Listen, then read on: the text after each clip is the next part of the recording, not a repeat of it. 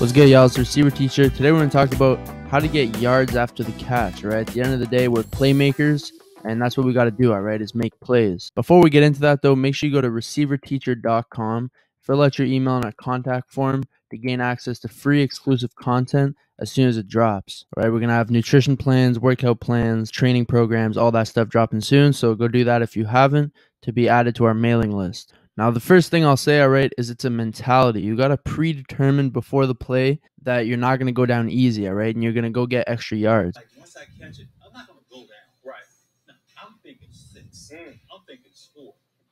All right, you always want to be thinking touchdown, all right? How can I go score? How can I get more yards? And guess what? Those habits are started in practice, all right? All right, so like Jerry was saying, all right, don't just go down, all right? Always be looking for more yards, all right? It's got to be a mentality, all right? You got to want to make plays, all right? It's not just going to happen magically, all right? If you don't do it in practice, it's not going to transfer over to games. Like I always say, you practice how you play, all right? So you got to go full out, balls to the wall in practice so that it transfers and you can just be a dog in the game. All right, and part of that is fighting the sidelines, all right? Always fight to stay in bounds when you can, all right? Obviously, there's times where you do have to go out of bounds, let's say the play clock's running down or whatever, but this is a great example of Michael Thomas, all right? Just being a dog, all right? Staying in bounds, getting an extra 10 yards just because he wanted to. I'm sure you've heard the term, treat every play like it's your last. This is a great example right here, all right? I got to score. I got to go score. Right, and you're only able to make plays like this if you know where you're at, if you know where the defenders are at. Right, that's why it's super important to always have your eyes up. Like I talked about in my video, how to win versus zone. All right, look how Odell. All right, he's looking all across the field, even when he's into his route. All right, he's got his head up. He's looking for defenders. Where are they at? All right, because then you know once you catch the ball, you can make a plan of where you want to go. All that stuff. Right, but you can't do that if you don't know where anyone is. If you're just focused on the ball, right, you don't know what's around you, right? You don't want to run into a headache. Great example, Odell, right? Mid-play, he's looking for defenders. Where are they at, all right? He needs to know, right? Where's he going to go once he gets the ball? Is he going to run into someone's zone? All this stuff, right, going through your head. Right, another thing, you always want to pay attention to where the ball is coming from, right?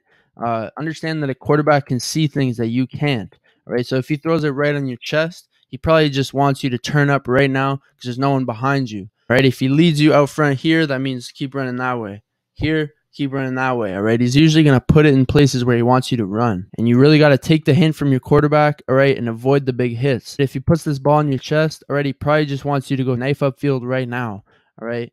Or else he would have led you, out here. But now, since you didn't take the hint, all right, you're taking unnecessary big hits, all right, and you're getting smacked, right? So always turn up where it came from. If it's right in your chest, just knife upfield right now. All right, so again, the importance of having your eyes up, all right? This crispy-ass row from Sterling Shepard, and right when he's in the air, all right, you'll notice, all right, he gets his head around immediately, all right? He's looking for the defender. Where's he at, all right? He's plotting his next move, and as a result, he's able to hit another crispy-ass move and get open and get more yards.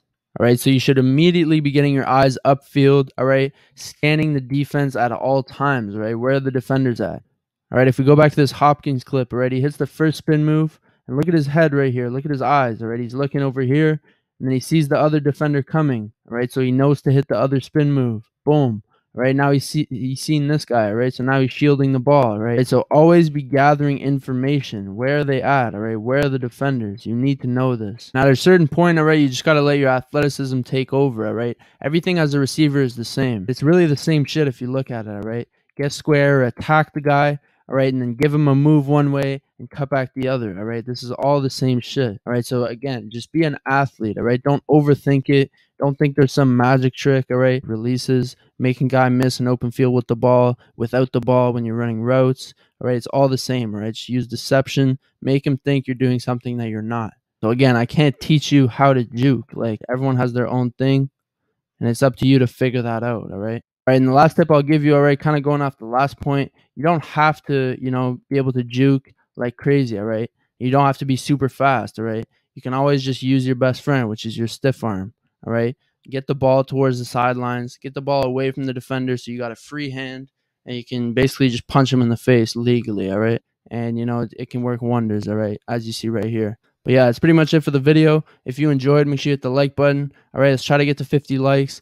Make sure to comment down below what you want to see next. I read every single comment. Make sure to subscribe if you're new, and I'll see you next video. Peace out.